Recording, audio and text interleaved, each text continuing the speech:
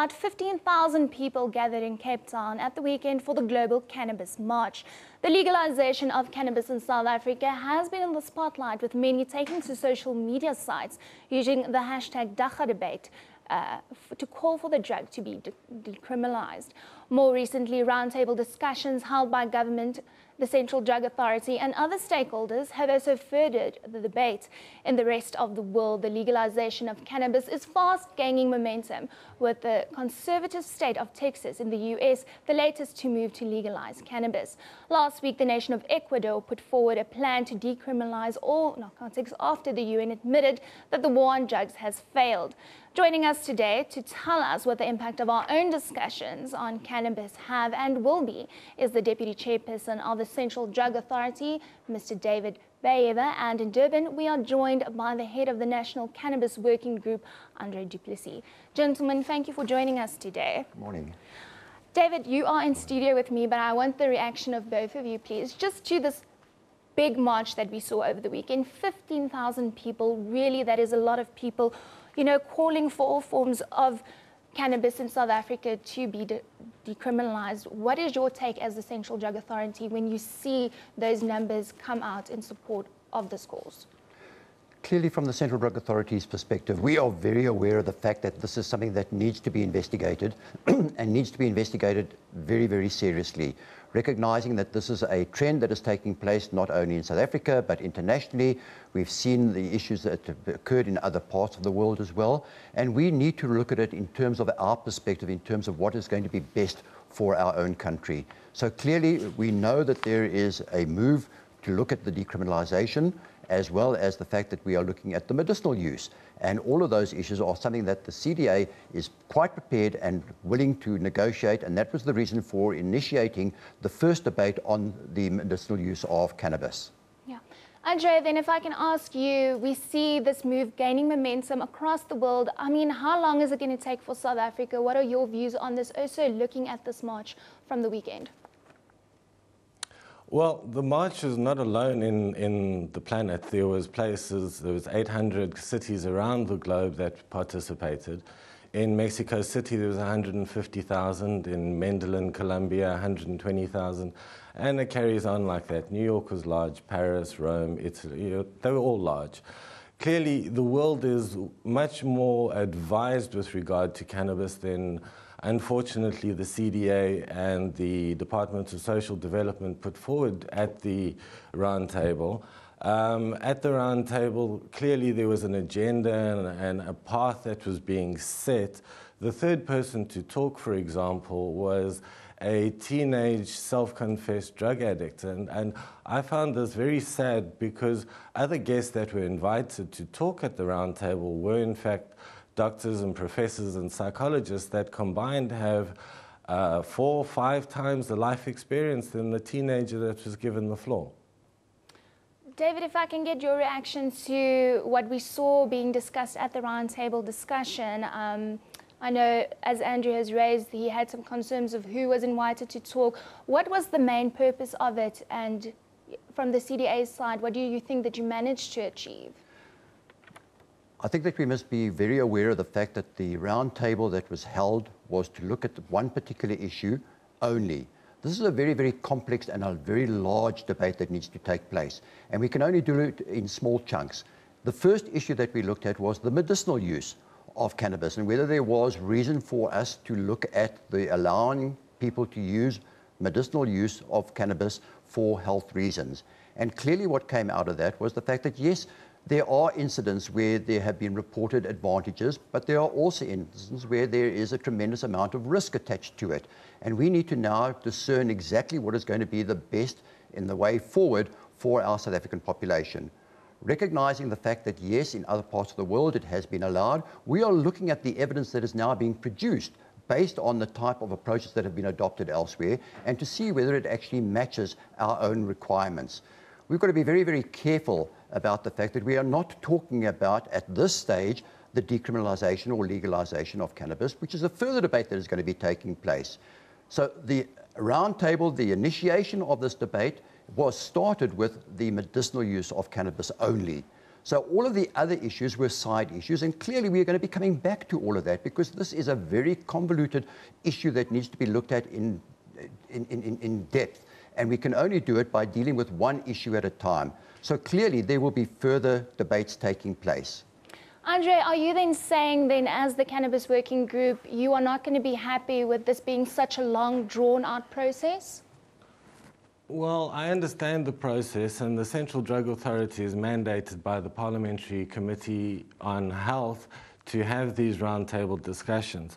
My concern is that at a themed event that was paid for by government, there was more spoken about opioids than there was of cannabis. Throughout the event, there was a conflation of other drugs with cannabis, and a lot of the evidence that was presented was in fact rather questionable, which I find rather sad. And at the end of the roundtable, the statement that was brought out was that the Departments of Social Development and the Central Drug Authority are finally going to produce their position paper.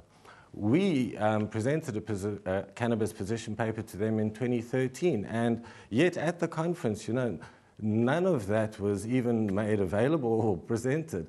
We were stuck with a very strange start and a very strange definition of cannabis. Is it a tree plant, leaf, seed? Unfortunately, I have to say that even for a first start, we couldn't even get past the basics of cannabis.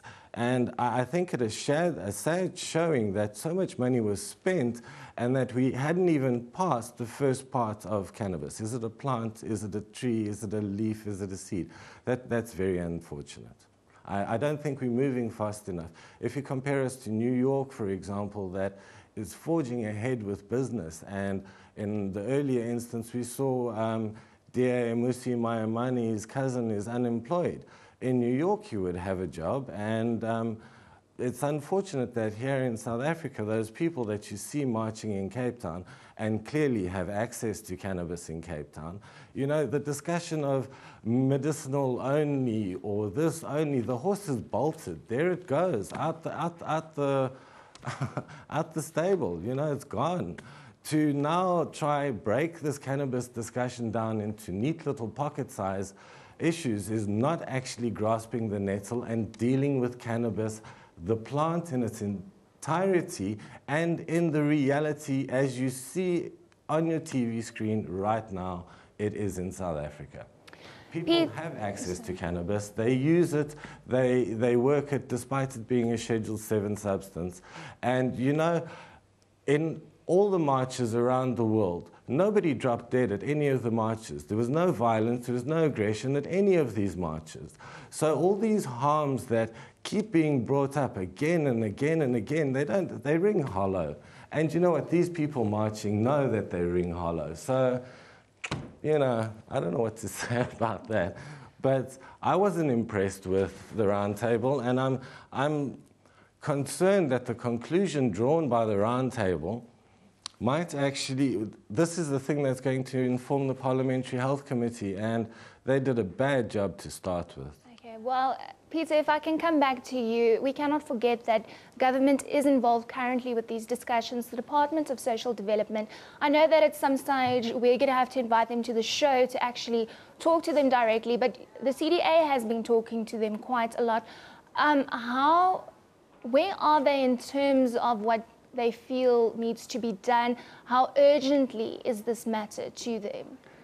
This is a major concern, based on the fact that there is a bill that is going to be debated in Parliament very, very soon. And for that reason, we are very, very concerned about making some resolution and making it applicable to our country. What is disingenuous about the statement that has just been made is the fact that the results, but there are no results. The CDA was very particular in order to show its neutrality and in order to show that we were not going to be influencing the debate.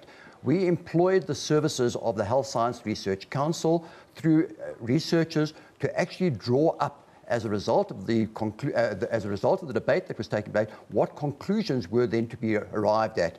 It's not the CDA that is going to be making that decision. We have given it out purposely to an independent research council in order to give us their findings. So this is going to be based on what is done independently and without any influence from anybody other than the researchers themselves and what has been put forward as research material for them to be able to then advise the Central Drug Authority on what further steps to be taken towards initiating the program with government. I would like to just end with both your views then on, we know there's a global movement for this. In Texas, a proposal seeking full legalization of cannabis on religious grounds to be passed. Are we not in South Africa, aren't we going to lag with this issue? I think that it's important to understand that we are very, very focused on this as a major concern at the moment. Unfortunately, part of the delay that might have been initiated was because of the xenophobia, which was also part of what the Department of Social Development had to deal with as a major, major concern. David, the Central Drug Authority is 11 years late in presenting its position paper. Please don't bring xenophobia into this as a form of excuse for being late in doing your job. Please. I'm not going to debate that with Andre because he knows very well that this is just taking advantage of the advantage that he might have in terms of spreading his own propaganda. The bottom line is that we are dealing with it. The bottom line is that we are concerned about it. The bottom line is that we also have a responsibility to ensure that whatever decisions are taken are based on scientific evidence that is available, for which we have employed the researchers to do the necessary for us. All right. Well, Andrew, I'm not sure if you have any closing comments. I think that's all I've got to say. Gentlemen, thank you very much for joining us in studio today. I'm sure this, as we know, is a discussion that we're going to continue having on Newsroom with the hashtag Dagga Debate. Please send your views to SABC Newsroom on Twitter @SABC Newsroom.